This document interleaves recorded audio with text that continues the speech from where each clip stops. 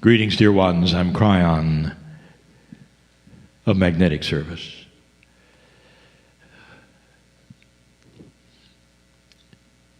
Adironda sits next to me, and each time we hear from that which Adironda calls the vessel Marilyn, with that wonderful female voice, she speaks of love and compassion and oneness over and over, year after year. It tells about who the human being truly is. It's an invitation for discovery. Discovery of that which perhaps you didn't know you had. And that's what we wish to speak of today. I would like this to be a series of channeling information, this being part 1. And we're going to title it, The Journey of the Human Soul. I want to give you a peek, dear ones, into who you are. I'm going to tell you, before you ever get to this planet, the kinds of things that are accomplished in so many different ways that you cannot even imagine, because you're not in that place where you operate in multidimensional ways or know the ways of spirit. You're in a dimensionality which is almost like a child. And so these things may not make that much sense, or how it's done or when it's done, but it's done. I'm going to give you some mechanics that will give you an appreciation of who you are. Every soul makes a journey for the first time to this planet. And once you arrive, dear ones, the journey begins of lifetime after lifetime after lifetime. This is your home. There are those who will say, well, occasionally there are those who will go other places for the next lifetime and return. This is how they are perceiving something that is not true. It's not the reality. It's outside of time for them, but it seems that way for them. For that which you remember esoterically does not have a timestamp. And so sometimes it's mixed up. You think it was yesterday, it was 3 lifetimes ago. That's the way these things seem and they work. And so the first thing I want to tell you is this: once you arrive here, dear ones, you are a human on earth for the duration until it's time to leave. And when it is time to leave and you stop then incarnating, you don't come back. So every single one who hears this or listens to me potentially has been here over and over, nowhere else. And so it's kind of like the school of earth. The duration of your lives, how many times you've been here, all individual. We've even given you information that is mysterious. You incarnate together for so many lifetimes and then move on to other groups for so many lifetimes. There's always that which is planning that is also very respectful of humanity. We've told you about the system of gender change and how it respects that which is comfortable for you, and how for many, many lifetimes you would be a woman, and then there's a change and many times you'd be a man. So that you don't have that which would be coming in and not recognizing who you are, that there would be a comfortable time when you return to the planet and you again realize the gender is the same. There's a comfortability that allows you to exist more peaceful. This is for you. It makes sense. It's common sense, all of the systems. And I use the system because it's the only word you have for something which is not a system.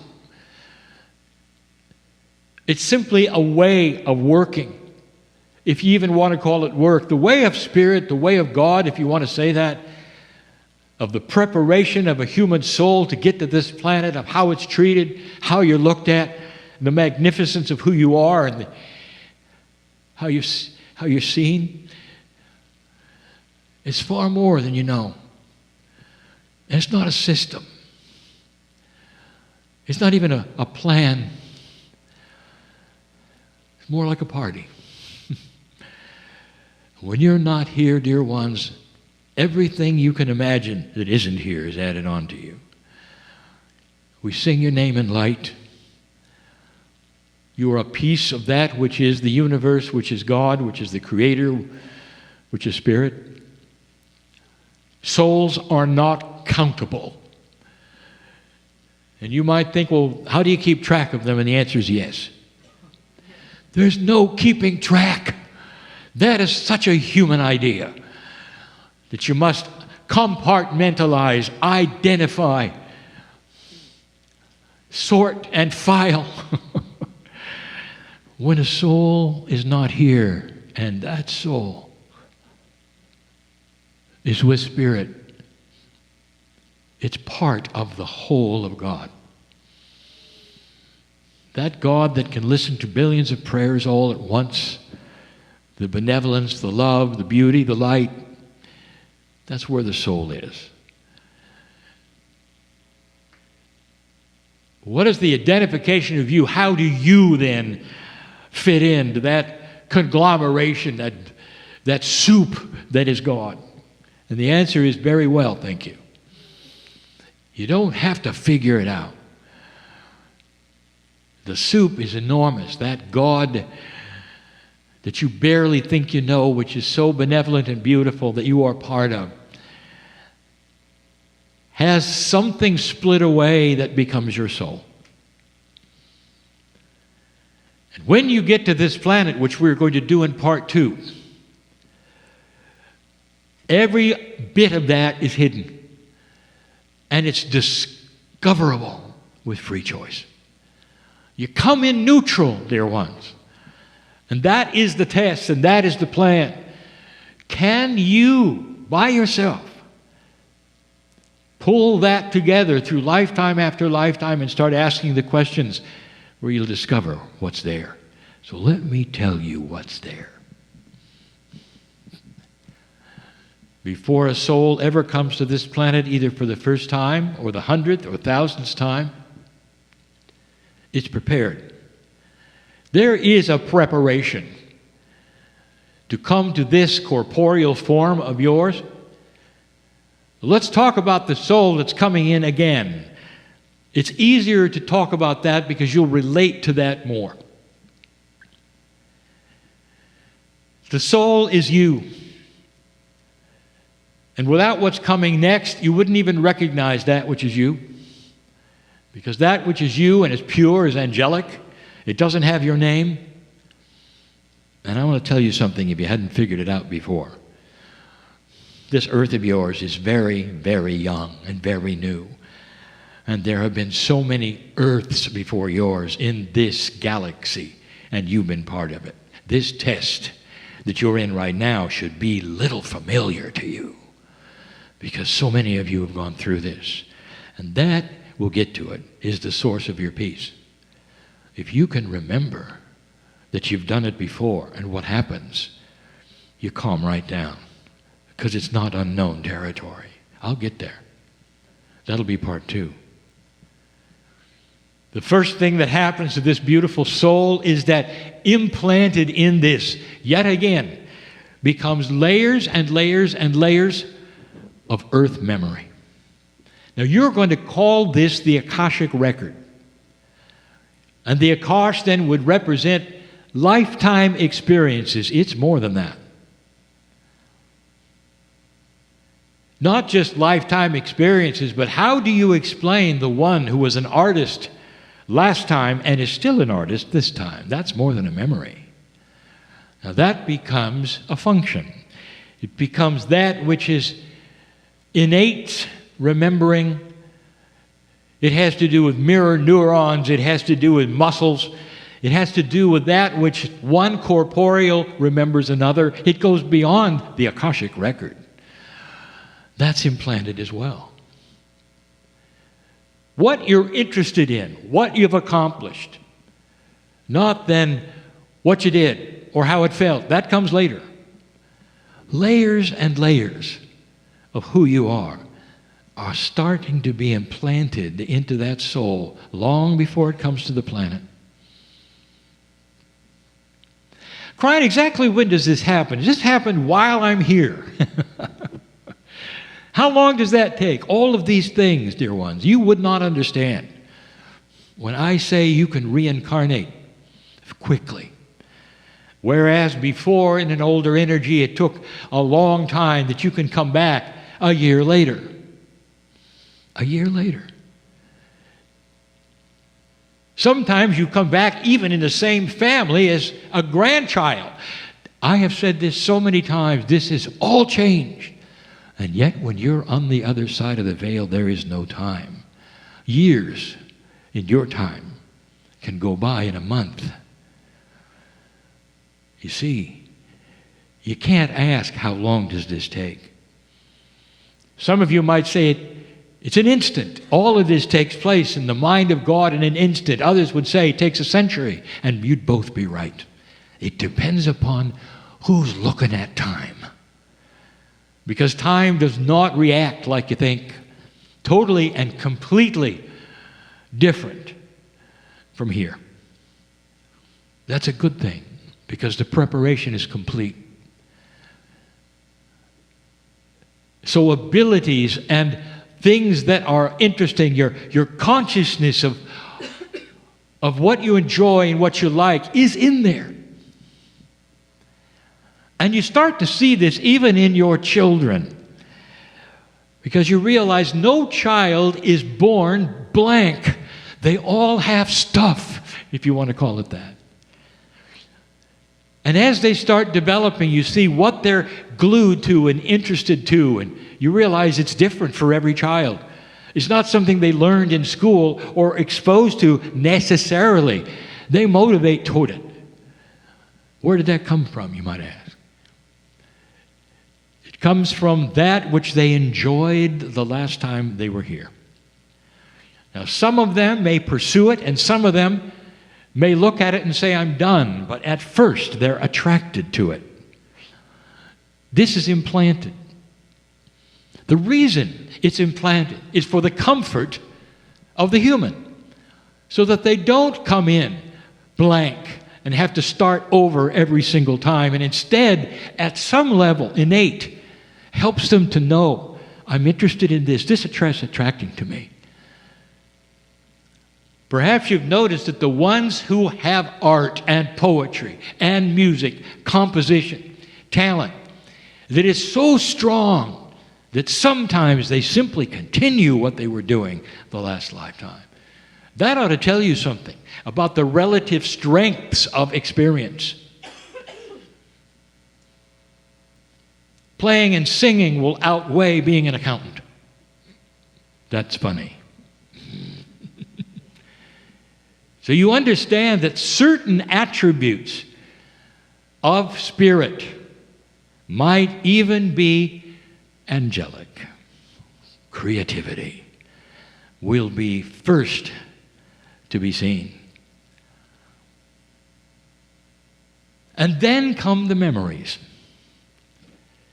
And many of these memories are what we're going to call Gaia Dependent. In other words, they're not going to show up in your lifetime unless there is an alliance with the Gaia. Ask any indigenous how Gaia works with a human soul, and they'll tell you it's part of their cosmology. There must be the connection with Earth in order for you to understand the wisdom of your ancestors. That's a quote. And if you haven't had that connection and it's not part of your belief system, maybe it should be, because there's a lot missing. What if you had ancestors who wanted to speak to you? What's the vehicle? I'll tell you. It's in Gaia. That's where it is. That's where it's stored. That's the mechanism. You have had thousands of years of indigenous telling you this. And so many in this first world have thrown this away, thinking that it's trite. You ask a tree hugger, which may have no spiritual system at all except the earth, How accurate is that? And they will say, the earth is everything. It speaks to me. It calls me. It feeds me. Sings to me. And they'll be right. That is implanted in every single soul, the alliance with the planet. Then there comes the memories of what you did that would stick out. And I mean stick out, I mean that you would remember above others because they were either accomplishments of joy and beauty and sometimes your death. Kryon, are you saying that all the beautiful things that we ever did are in our Akash and rememberable? And the answer is yes. Then why is it that we're going to readers and all this to dismiss the things that bother us, like the drownings and the murders and all the things that have happened to us that we keep playing over and over in tapes and in past lives and keeping us from sleeping and accomplishing things? And the answer to that, dear ones, is that in a lower energy, that's where your consciousness goes. How do you like it so far? All the good things are there. The most beautiful times a woman would ever have, the birth of a child looking in their eyes for the first time, the euphoria of romance, all of these things are there. Feeling good is something that is very, very spiritual, dear ones. It's natural, it's blessed. Why aren't you feeling those things? And the answer is because you chose a lower consciousness. And that, my dear friends, is changing. Some of you are going to start remembering the good stuff. It's interesting and it's funny. There will be those who remember the good stuff and are bouncing around the walls and crying in joy and saying, "What's wrong with me? We've got to go see a doctor." So then there will be happy doctors. You go to when you're too happy.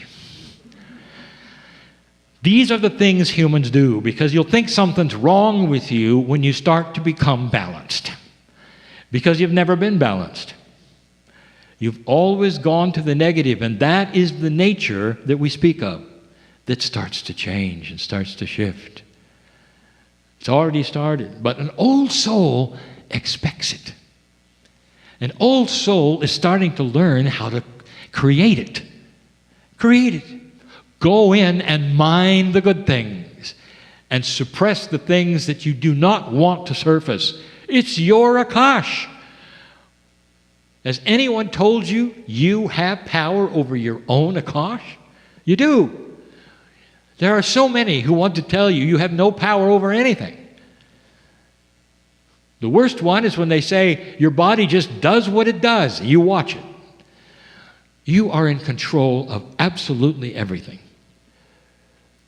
That is a learning experience. That is a higher consciousness exercise. It's all there. You come in equipped. All this information, all these mechanics, if you want to say, are starting to be implanted right now in this story in your soul. The best things that happen, the most challenging things that happened, all there for you to balance. Wisdom. The wisdom that you've seen and experienced, even the wisdom you've cast away, is there. All of it. Nothing is missing. There are those who say, well, in the Akashic Record, only certain things survive the system of dying and rebirth. And that is not so. It's all there. It accumulates. And it accumulates in a way that sorts itself for magnificence. It's the human being who comes in and decides to resort it into misery.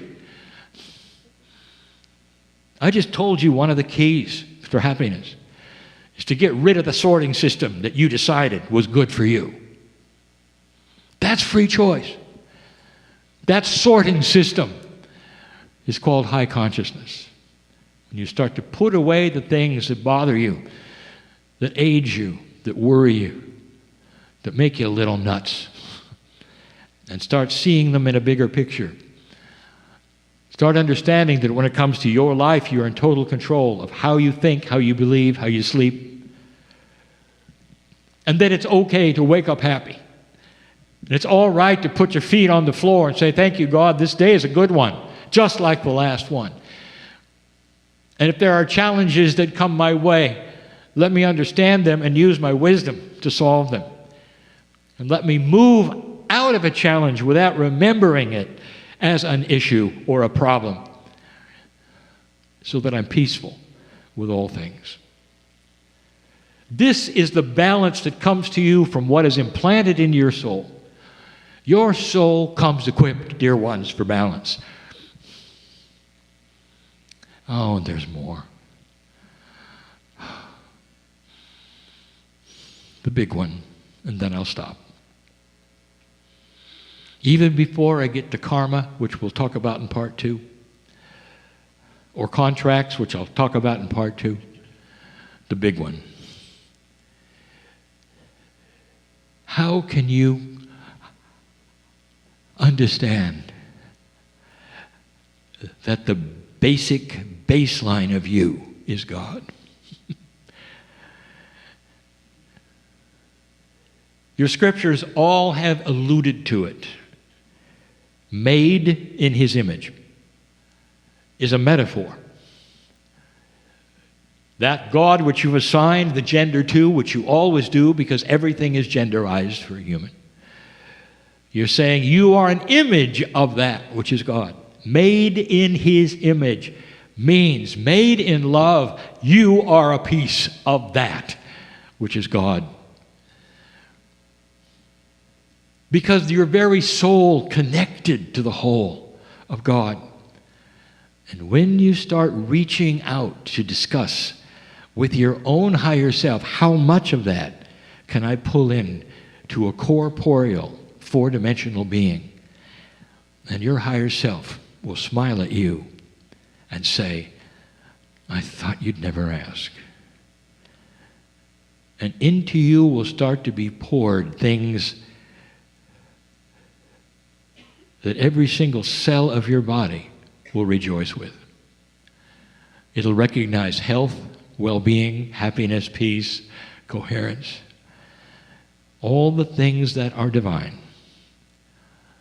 For you to assume and imbue to whatever extent you can, however fast you can absorb it or want to, it becomes who you are. That's the beauty. Every single one of you is an angel. Every one. In training, you might say, to start absorbing that which has always been you.